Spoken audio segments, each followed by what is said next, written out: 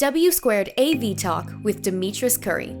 Here's your gateway to discovering the formula to a more gratifying life with the accountability you need to start and stay energized, inspired, and on top. Author and wealth strategist Demetris Curry is a nationally leading voice and go-to authority on insurance and financial literacy. Got questions about your finances, relationships, healthy living, or professional life? W2AV talks about it all, along with tips to enhance your overall well-being. W2AV Talk with Demetris Curry. Hello, everyone. This is Demetris Curry coming to you, and I am so super excited to be working with this wonderful author today, Coach Michael Taylor. We are here today because of Authors Unite, brought to you by W2AV Talk and Demetris Curry. And we wanted to stop for a moment and say thank you, first and foremost, for even spending the time with us today to learn the back end story of some wonderful, amazing, extraordinary authors. And so with that, we had the opportunity to bring forth to you today, Coach Michael Taylor. First, let's jump into why Authors Unite was brought about. Authors Unite was pulled together to really find out the back end story behind the authors. What made these stories so important to them, or their craft so important to them, where they wanted to put it on paper, that they felt like it was so important that the masses needed to understand how to use it as a guide or how to use it in their daily living. And with Coach Michael Taylor's teachings, we're going to jump into some really, really extraordinary information here today. We're going to talk about something that we need to learn about when it comes to our men and masculinity and how to become the right man for your purpose. And so without further ado, I am just so excited to bring him here today. We just get chills just talking to him. Coach Michael Taylor, say hello to the people today. Well, hello, Demetris, and thank you so much for this opportunity to share on your platform. Obviously, as an author, I love supporting other authors and inspiring people to find their voice, to put their thoughts and ideas on paper to share with the world. Because I think we all have amazing stories to share. And those stories can actually help enhance other people's lives. And that's one of the reasons why I write. I write because I want to share information that supports and empowers others to live extraordinary lives. At the age of 23, I was living the American dream. I had the house, the wife, the 2.5 kids and all of that. And by society standards, I was successful. And within approximately a 6.5-year time frame, my American dream turned into the American nightmare as I went through a divorce, bankruptcy, foreclosure, a deep, deep state of depression. And I was actually homeless for 2 years living out of my car. And during the darkest period of my life, I received a miracle. I was sitting up late one night because I was too depressed to sleep. And I was sitting at the edge of my bed, looking across the room at my bookshelf, when I happened to notice that every book on my bookshelf has something to do with getting rich or making money. And as I looked at those books, this question just popped in my head. Michael, what if you took all the energy and effort you've used in trying to get rich and see happy? Now, as simplistic as that question may sound, it literally changed and saved my life in an instant. Something in me shifted. And all of a sudden, I had this amazing clarity. I had this inner knowing that somehow I was going to be able to rebuild my life and it was going to become extraordinary. So as a result of asking that question, I stopped reading books on getting rich and making money. I started reading books on psychology, philosophy, spirituality, metaphysics, personal development. And so I went on this amazing journey of what I call transformation, my journey of transformation. Right. And as a result of being on that journey, I was able to rebuild my life. And now I'm living my version of what I'll call an extraordinary life. And another question that popped up for me during that time was, what does it mean to be a man? Because I had done everything society said a man was supposed to do to be happy. I was absolutely miserable, and I wanted to figure out why. And so I started researching masculinity and what it meant to be a man, and specifically what it means to be a Black man. And so when I started reading books back in the 90s, there were very few, if any, Black men talking about the changing roles of manhood and masculinity. And what triggered me to write my very first book was I was in a restaurant and I happened to overhear a conversation between these two apparently well-educated, well-spoken professional Black men. And they were having a conversation about the eradication of Black men from society. And it was one of the most depressing, sad conversations I'd ever heard. And so I listened for a moment and I decided to walk over to their table. I apologized for eavesdropping. And I asked one of the guys, I said, man, please tell me you don't really believe what you just said. And the guy looked at me and he said this. He said, you're damn right, I believe it. He says, don't you watch the news? He said, I believe in 20 years, all Black men will either be dead or in jail. Wow. And it wasn't what he said so much that really broke my heart, but how he said it. Yeah. I could feel the powerlessness in his voice. I could feel the victimized feeling that he had, that as a Black man, he could not succeed in society. And I knew there was nothing I could have said that would have changed his mind. So I put my hand on his shoulder and I simply said, don't believe the hype, my brother, don't believe the hype. And I walked away. But as I walked away, there was a part of me that said, you have to do something. You have to do something to change the mindset of Black men. Now, during that time, that was when my life was in total chaos. And I had absolutely no idea what I was supposed to do. But after my journey of transformation that I talked about, one night I was reflecting on that conversation and I realized, oh, I know what I can do. I can write a book. And so back in 1995, I wrote my very first book. It was titled, Brothers, Are You Listening? A Success Guide for the 90s. And it was my attempt to empower Black men to transform their lives and to create extraordinary ones. And that's how my writing journey began. Wow, that's powerful. That you actually was going through a transformation at the time of hearing that conversation. You understand it, like, wait a minute, I'm already transforming my mind process. You're reevaluating, you're transforming of the mind itself. And then to hear something that puts you in a whole nother headspace to say, you know what, this is an opportunity.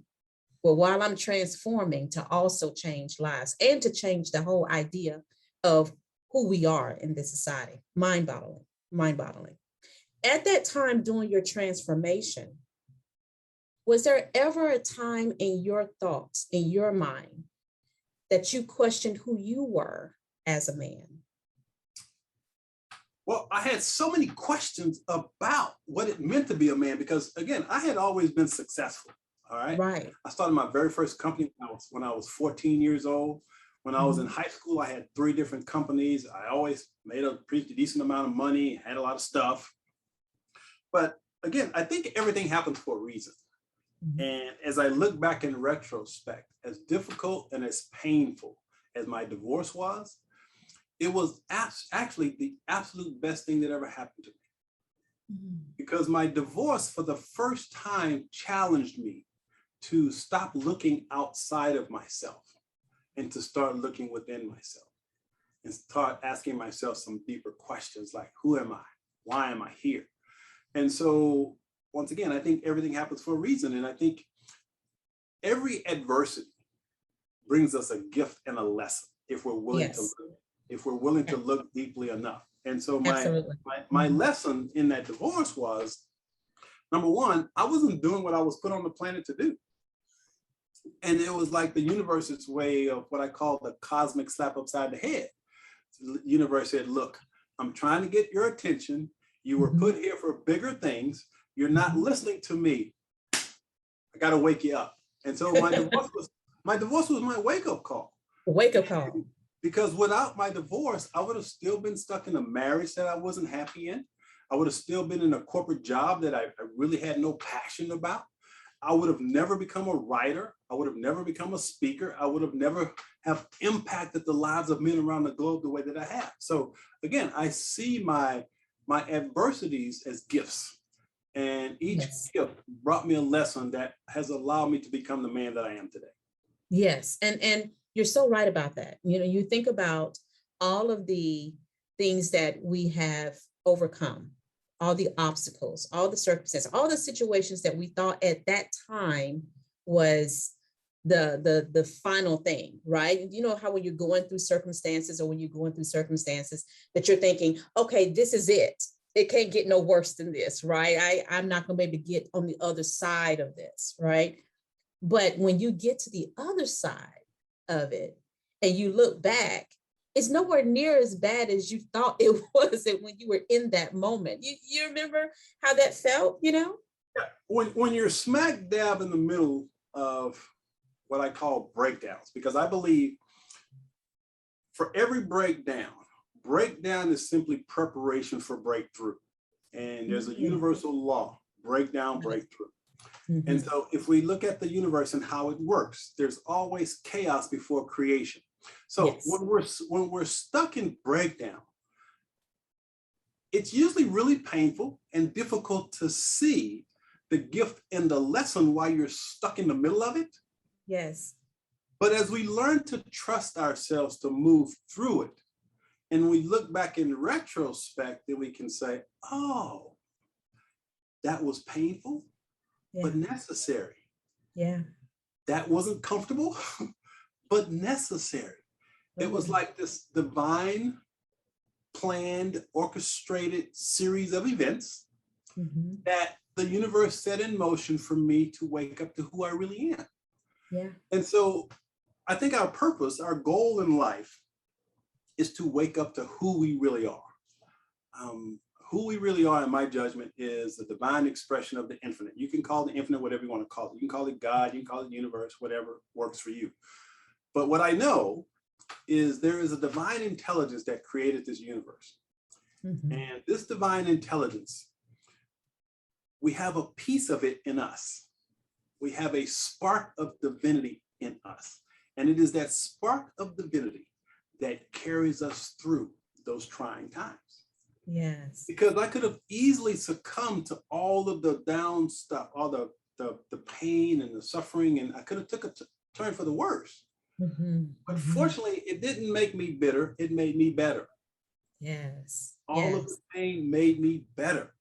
Yes. And so the reason I was able to do that, and I didn't recognize this at the time, was because of that divine spark that I had in me. And that's what pulled me through. And I know that every human being has that divine spark within them. And when we learn to tap into that divine spark, it is what gives us the strength, the courage, the perseverance to move through any obstacle and challenge. But it takes our attention and awareness to that inner spark. And when we connect with it, nothing is impossible. You got that right. I totally agree. Totally agree. One of the things that, when I sit down with clients and we're talking about adversity and we're talking about the obstacles of what they're currently going through and what their vision is to get to the next level in their wealth management and to building their portfolios, whatever the situation is, we talk about what they are gaining out of this situation. One of the things that I was able to get through is being held at gunpoint. And at that time, I had no idea what that particular moment was teaching me. It was the most fearful, scared time in my life where someone is trying to rob me. And it was just one of those things where I didn't quite understand it. Years went by where I started to understand the power and the strength that built from that moment. The fear that you were able to overcome, the changes in thought process that developed in that moment, the idea of being stronger than you think you can be developed from that moment. So all those things were created from that moment that seemed to be the worst moment in that time. Does that make sense? And so, Absolutely. and so it's when you say that, it draws home, because it really is a testament of being in a situation, in a given time, in a given space, in a given hour, that you think that it is the last of all things. This is the hardest of all things, that you'll never be able to get through it mentally. And then when you are able to get through it, what you gained out of that situation. Yeah, and you made a point that I want to emphasize, and that point is having a vision. Mm-hmm. Because when I was homeless and I was living out of my car, I would put these little sticky notes on. I was sleeping in the back seat, and I had these little sticky notes that I would put on the seat in front of me as I was laying on the back seat. And I wrote down on one of the sticky notes that I was going to become a New York Times bestselling author. Mm. Now, imagine this. I don't have a job. I'm sleeping in my car. And yet I had this vision of becoming an author with no evidence that it was possible. So question number one, where did the vision come from? Where did the idea come from? I will assert that the idea comes from that divine spark that I'm telling you about. Right. And that divine spark communicates with us through ideas. Mm-hmm. Ideas are the currency of the universe. Oh, yeah. So when the universe speaks to us in ideas, it's up to us to pay attention. So for me, the idea was to become an author. So now I have a vision of becoming an author without knowing how in the world I could ever make that a reality. But I saw the vision in my mind. I saw the vision in my mind. I could sense it. I could feel it. And so when I stuck that sticky note up there, a part of me knew what was possible. Well, that part of me that knew it was possible is that divine spark that I'm talking about. Right. So when I listened to that and I started trusting and believing that that was possible, then I started taking necessary steps toward that vision. And as mentioned, I went on this amazing journey of transformation. And I was, like I said, I was homeless for 2 years. But I held on to this vision of one day becoming a best-selling author. Yeah. Eventually, I was able to find a job, find an apartment, start rebuilding my life, held on to that vision. Ultimately, as mentioned, I decided to write this book for Black men, not knowing how I was going to do that.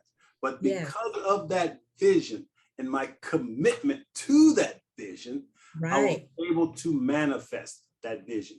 So that's right. For those who are watching this, you may be smack dab in the middle of breakdown right now.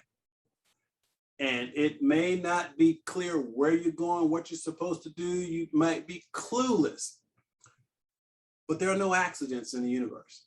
If you're watching this video right now, the universe is telling you that you're going to get through this. The universe is telling you to hold on, pay attention, listen, and then take action.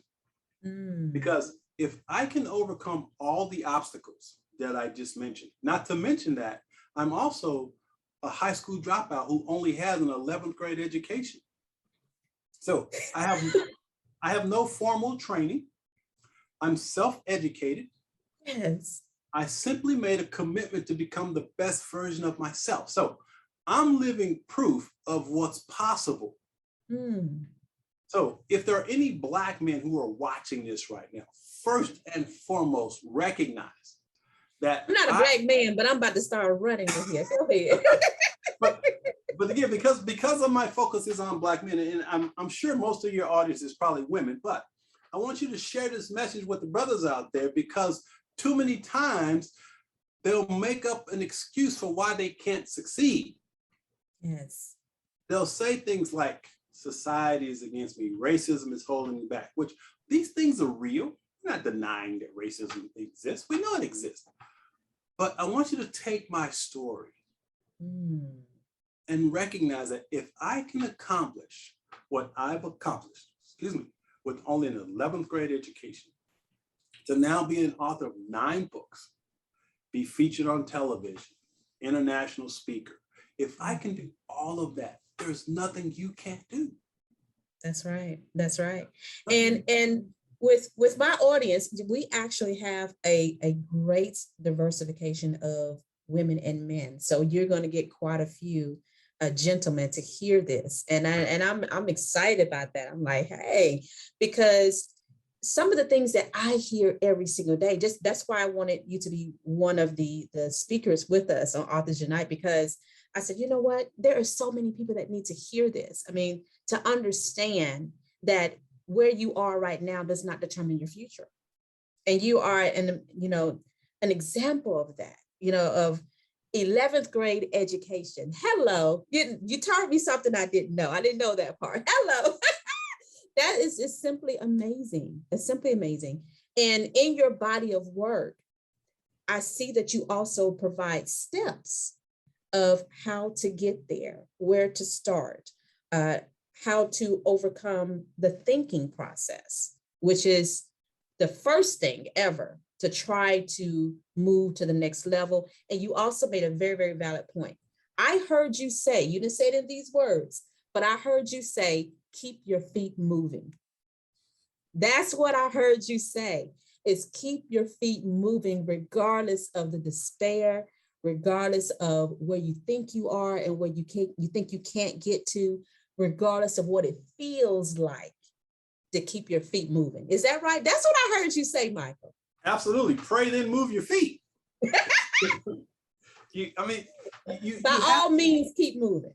You have to keep moving. Now, are you familiar with the movie that came out called The Secret? Yes. Okay. In The Secret, they talked about what's called the law of attraction. Attraction, yeah. I'm a firm believer in the law of attraction. But what the movie The Secret left out was, in the movie, they talk about thoughts become things, which I truly believe. Thoughts become things. What you think about, you bring about. But what they didn't really focus on is the action that you have to take when you start thinking about that which you want. For example, I want to be an author. Now, if I would have just sat in the backseat of the car, just thinking about being an author, I would have never become an author. I had to take some action steps. So what did I have to do? Number one, I had to learn how to use a computer, which I didn't know how to do at the time, right? I had to write the book. That's action. When I wrote my first book, now this was back in the 90s before the internet was really a thing. And what would happen is when you wrote a book, you'd submit your manuscript to a publisher. And if they liked your work, then they take you on and publish your book. Well, I sent my manuscript to 60 different publishers. Wow. I was rejected by 59 publishers. Okay. The very last publisher that I sent a query letter to actually sent me a letter and said, I'm interested in talking about your book. Now, this is over a course of about a year. So the last company called or sent me the letter. I call the lady up and she says, I love your book. She says, but there's a small problem. And she says, please don't take this the wrong way. But my sources tell us, data shows Black men don't buy books. She says, now, if you're willing to change the title and some of the content, I would love to publish your book. Now, at the time, I could have sure used that little $2,000 advance or whatever it would have been. But see, there's a thing called integrity, where you can't be out of integrity with yourself. Otherwise, it just won't feel right. And so I said, ma'am, I appreciate that offer, but that's like asking a father to change his child's name. Why would I want to change the title of my book? Because I'm targeting a group of men who nobody's targeting. And again, she wasn't being racist. She just had some data that supported what she believed. On the other hand, what I believed was the opposite. I believed that if I could just get it published, Black men would read it and would buy it. So I turned down her offer, and I said, you know what? I'm going to publish it myself. So what did I do? I learned the publishing industry. There you go. I read books. I even got a part-time job at a bookstore, so I would learn how the publishing industry worked. And back in 1995, I published my first book, and how I did it is a whole nother story, but most people don't recognize that the average book, the overwhelming majority of books, I think it's something like 80% of the books that are published will never sell 500 copies in its lifetime. And there's millions of books that are published every year. 80% of them will never sell 500 copies, okay? When I published my book in 1995 with no internet, with no marketing experience, I sold 1,000 copies of my book.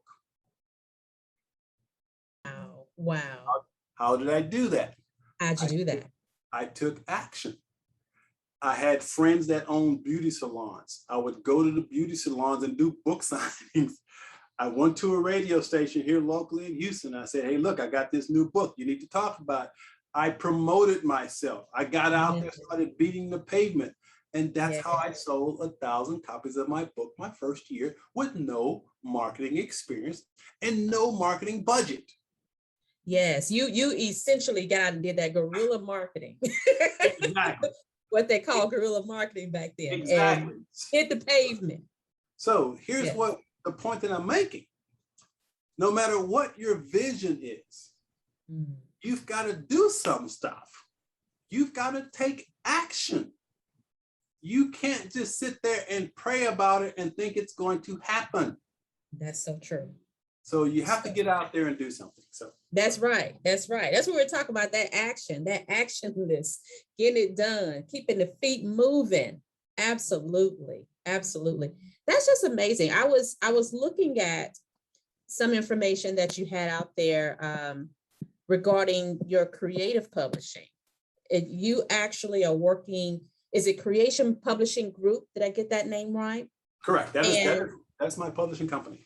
And you're the CEO and president of that company. Do you actually work with other authors now in creating publishing, or is it just for you to help with the program and products itself, Powering Men? Is it part of the creation of the publishing rights as well? Do you have that service as well? No, I actually have a service in which I will walk people through how to self-publish. It's basically a coaching program. I also have a service where I'll actually do all the work for them, not the writing of the book, but I will help them get it edited, get it formatted, create the cover and all of that. I have a package for that. So depending on where you are with your book idea, I do offer a service that supports authors in publishing their books.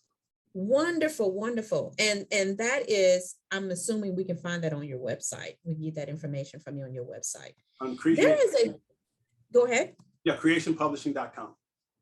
Wonderful. I have a particular book that it just stood out to me. It stayed in my mind as I was looking at your body of work over the last week or two. And it was the Shattering Black Men Stereotypes. We touched on it a little bit earlier, but I wanted to get your insight on the back end of that book, because I'm thinking more so as young men, teenagers that's growing up in this society and finding their place into society. And so tell us more about the beginning of this book and how it came about. Well, if you pay attention to mainstream media, you will probably conclude that Black men are the bad guys. We're so inundated with negative images and stories of Black men. I mean, if you look at, police killings, George Floyd and all of that. And the media has always portrayed, generally speaking, Black men in a negative light. I'm the type of person that focuses on solutions rather than pointing fingers and placing blame. So what I did was, all the research I've done, my own growth, I identified what I call the 10 most destructive media-generated illusions about Black men. And so what happens is, as Black men, if you accept some of these illusions or all of these illusions, it will keep you from living an extraordinary life.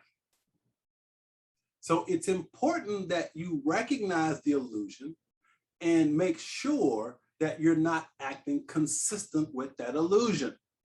So the first illusion, or the first stereotype in the book is called, the illusion is Black men are an endangered species.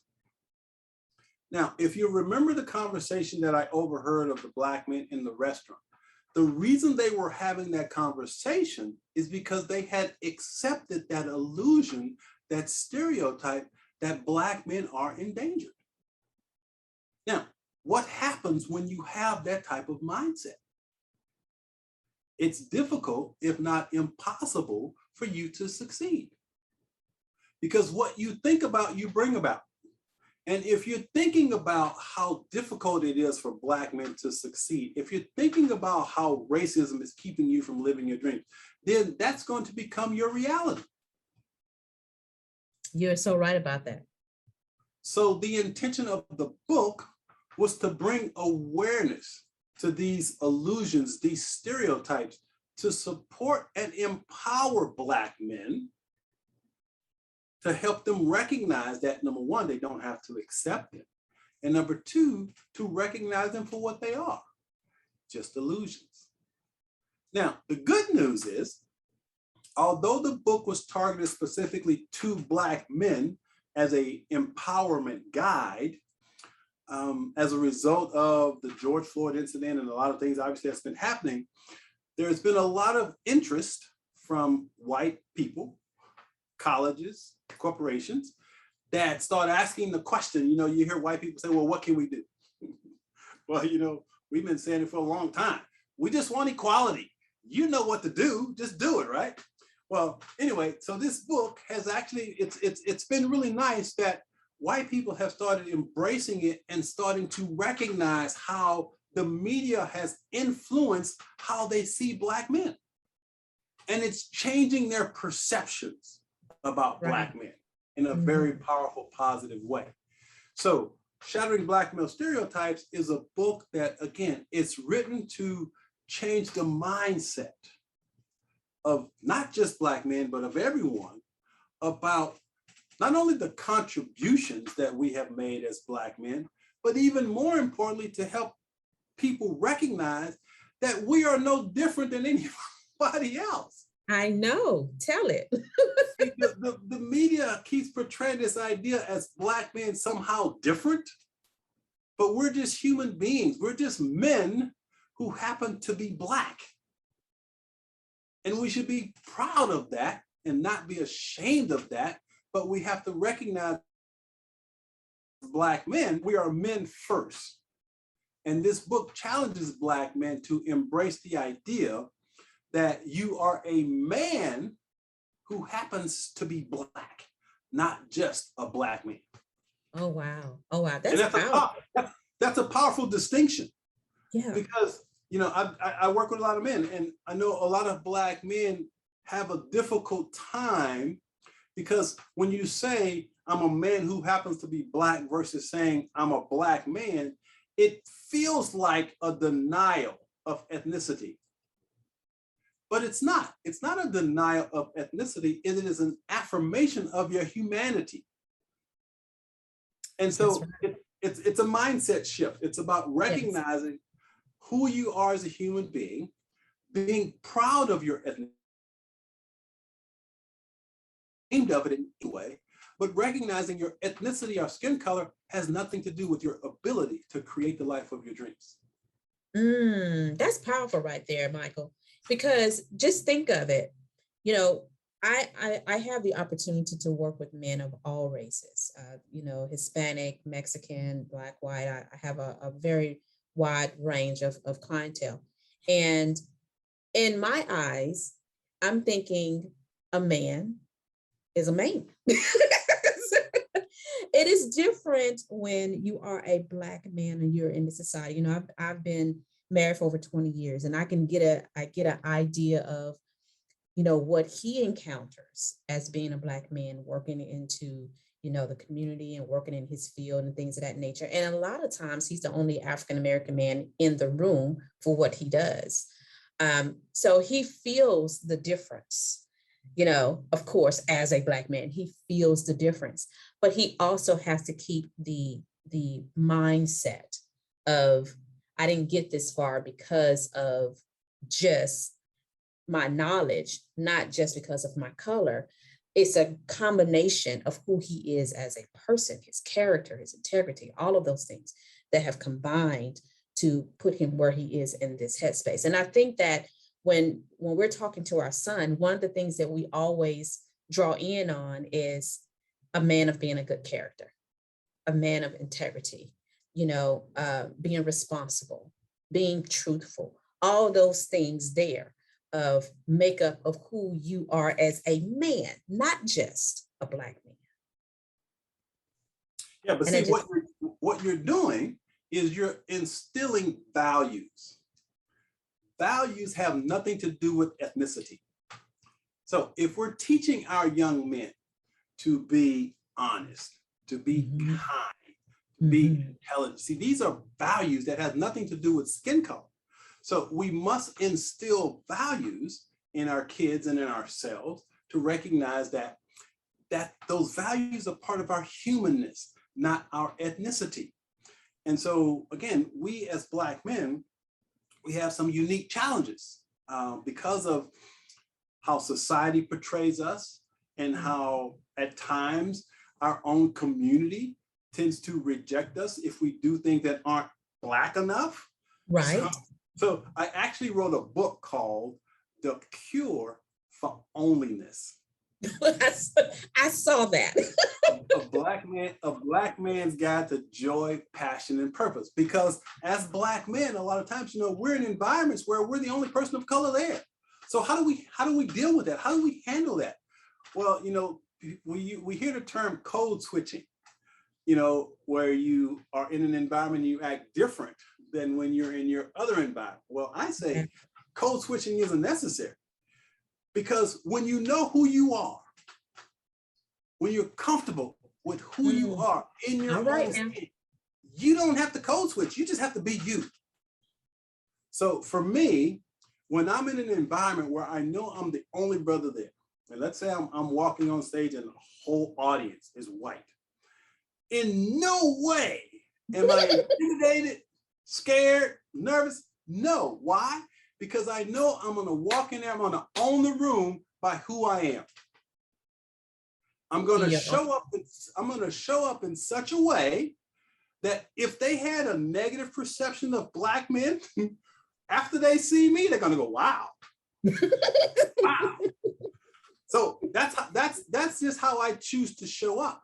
Right. So it's about who we are. It's about being so comfortable in our own skin that we don't worry about how they, whoever they are, might see us. Right. It's showing up so powerfully that I like to look at myself as a representative for Black men. So as a representative, how I show up is going to reflect how white people or whoever see us. And so as a representative, I'm showing up in such a way that white people go, wow.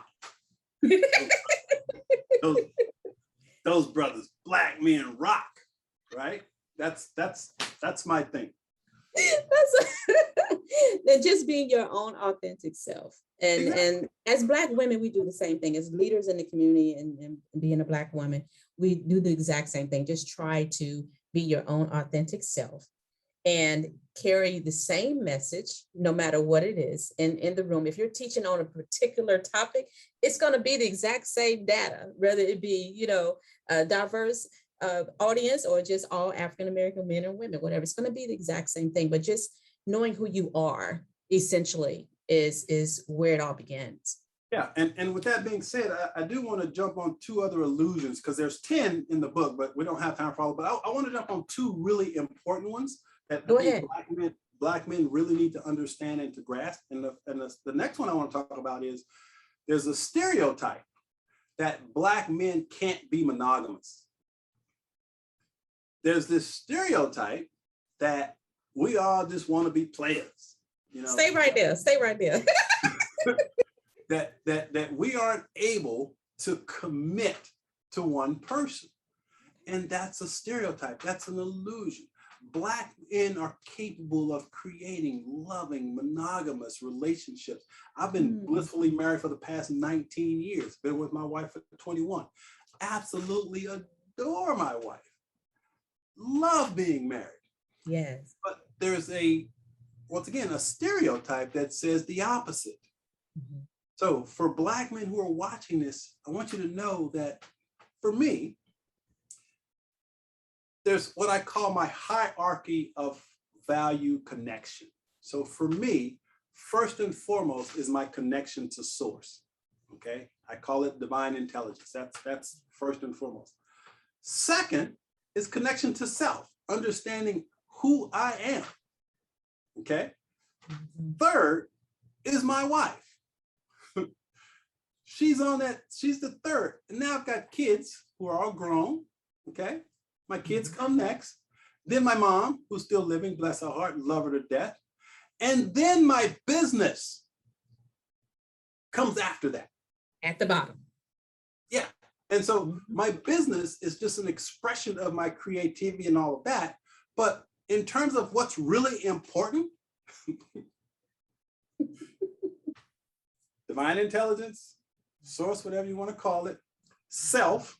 And when I say self, I mean my whole self, physical, intellectual, emotional, spiritual, all of that is wrapped up into self. Then the love of my life, my wife, kids, my mom. That's That's how I see it. I love that. I love that. And you're right. There is an illusion out there, a stereotype that says that. And then it also makes for women and men that are trying to find the right person, I would say, to make it hard to even find the right person because they have the already thought process that he gonna be a player. So again, if you have that stereotype, and a stereotype is simply a subconscious belief. That's all a stereotype is. It's a subconscious belief.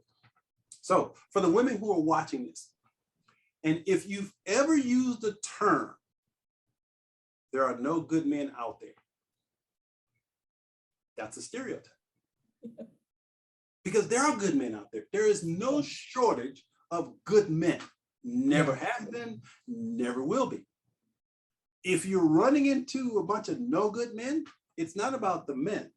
It's about your beliefs and what you're attracting. So if you want to attract a good man, you have to change your beliefs about what men are. Now we could stay right there for a whole nother hour. Because that's the truth. That is literally the truth. You know, sometimes when you're working with women and you're talking to them about what's going on in their lives, like, girl, he ain't no good.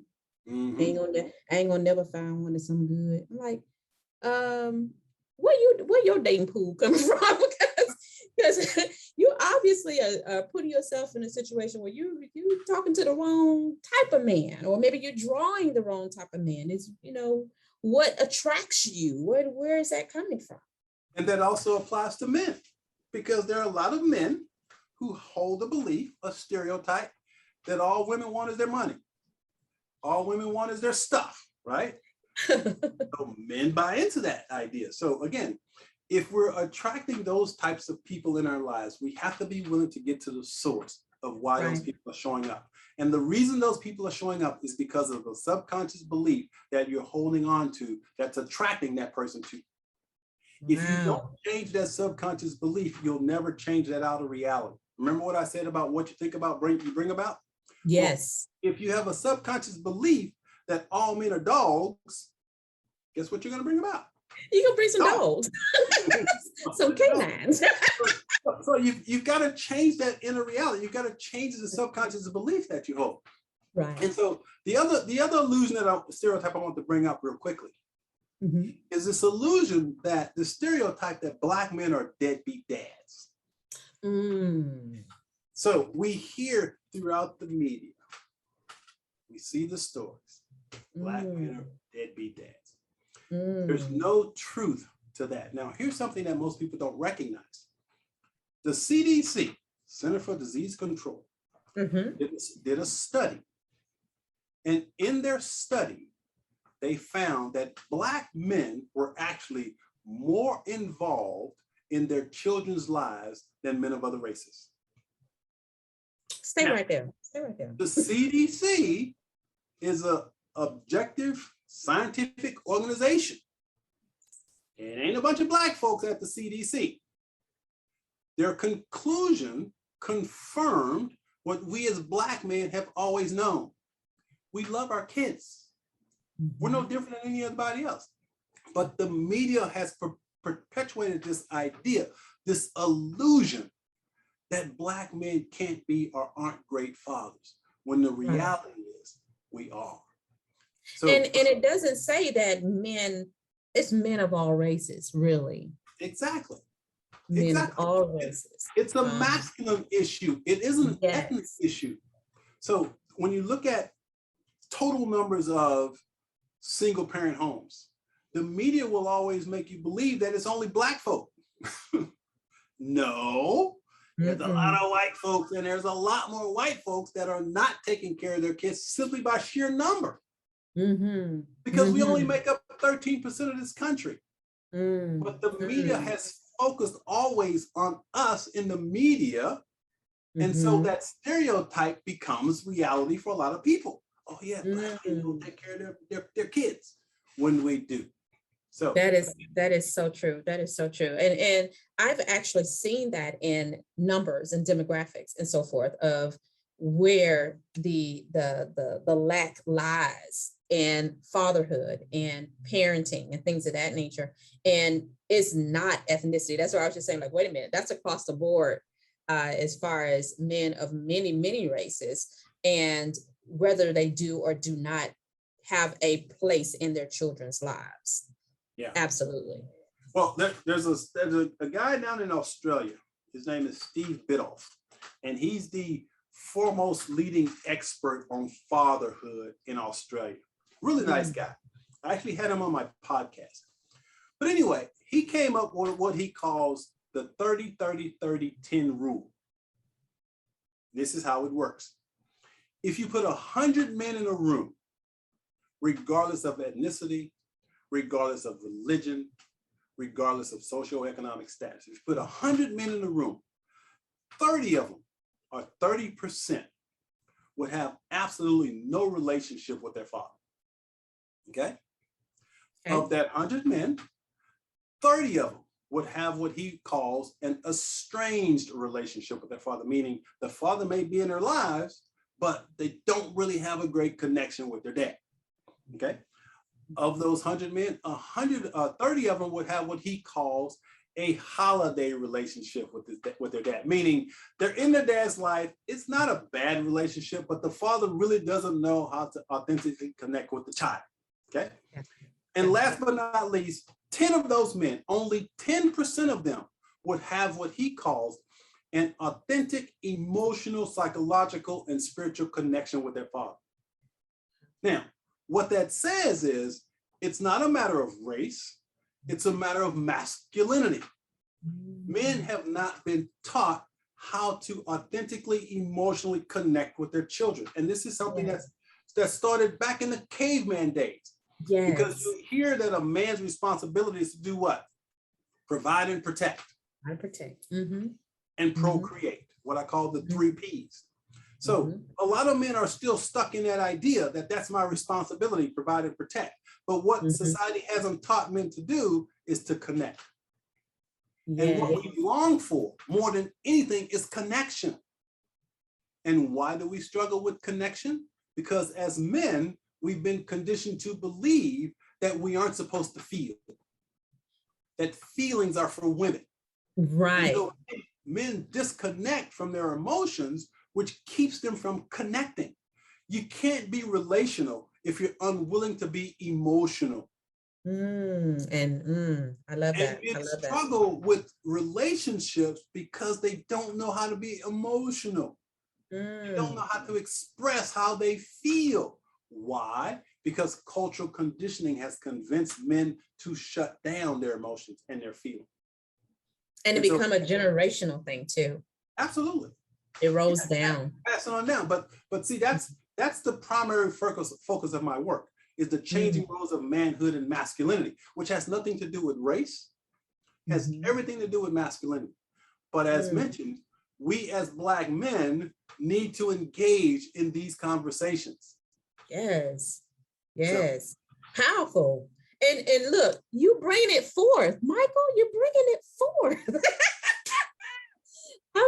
I'm so proud of you. I'm so proud of you. You're doing wonderful things and all over the globe. I mean, because your information and your knowledge and your ability to be transparent is what makes it something that we can connect with. And so I would like to say thank you for that, because I can look at your information and I can look at your experiences and everything that you've endured. And I'm like, wow, that's a testament that it can be done, and that you're helping future generations. As a father yourself, you're helping your own children to understand, listen, life is not perfect. You don't have to start exactly where you want to be. You can go through some transformation periods like you did, that transforming of the mind, transforming from being out, living on the streets and in your car and all of that in 11th grade, education, and moving forward, understanding that those challenges of divorce was a gift to get you where you are right now. That's powerful, all within itself. Well, and for the men out there who are thinking, I'm too old, I can't change, anybody can change. I'm 60. I'll be 60. I'll be 61 this year. Wow. And I still feel like I'm in my 30s. Hello. Because age is just a number.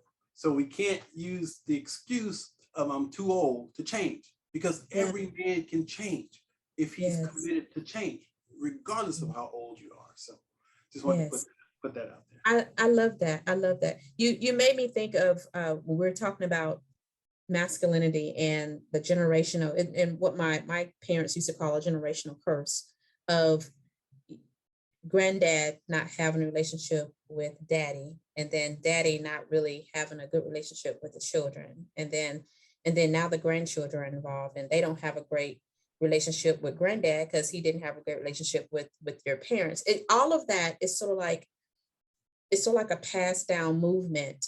And so what you're doing here, your body of work, is breaking that chain. Mm-hmm. That's what I see, is that a breaking of the chain of things that were passed down that weren't necessary. Not everything that's passed down to you is a good pass down. You get that, right? So you get passed down to the whole knowledge of how to clean fish, like my grandmother passed down to me, or how to cook cornbread in an iron skillet. Those are good pass downs, right?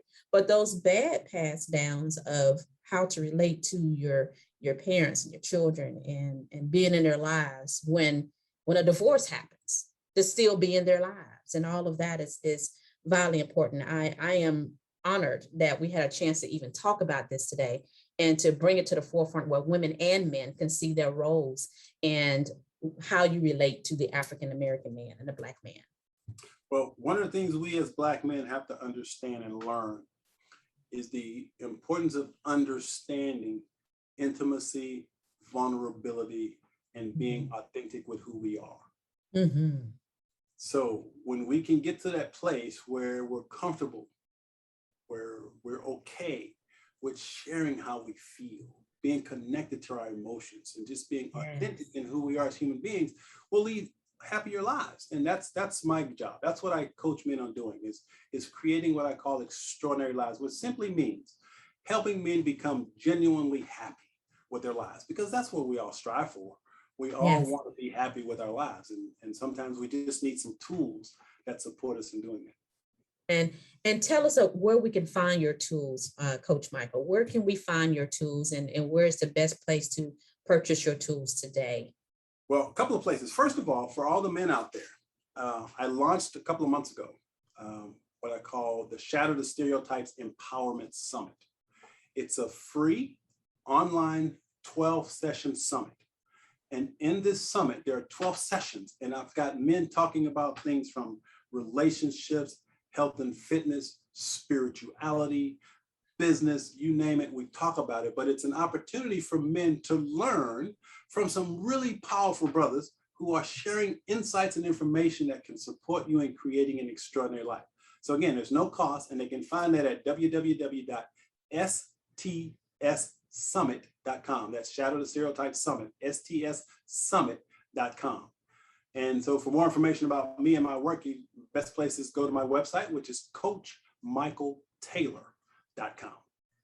I love it. I love it. Thank you so much for sharing your knowledge with us today, Michael. And we look forward to doing this again. We got to get together and do this again. We are looking to pull together a panel of authors across the globe talking about things that can change the community. So we'll definitely be chiming in with you on changing the community and our role in doing so. So in a future recording with us. So I'm so excited. Thank you so much for being here with us today.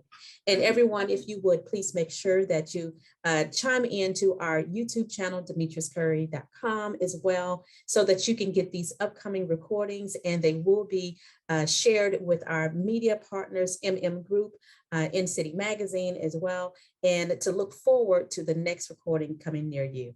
Have a great day. Thank you for tuning in to W2AV Talk with author and wealth strategist Demetris Curry. Connect with Demetris at demetriscurry.com and subscribe to the Demetris Curry YouTube channel today.